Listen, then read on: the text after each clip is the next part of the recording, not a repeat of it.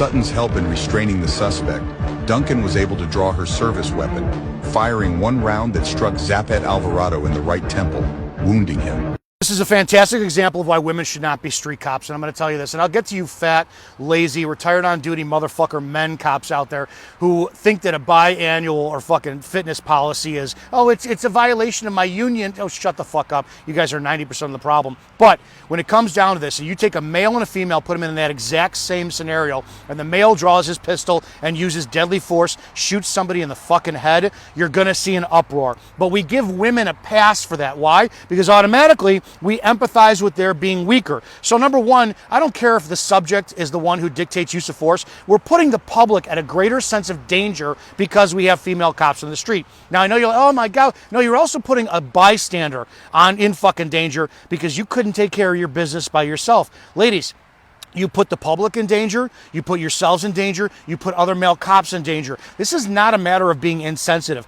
When it comes down to use of force or fucking due process, you escalate shit naturally because of your inferior physicality. This is not a sensitive issue, this is a matter of fact.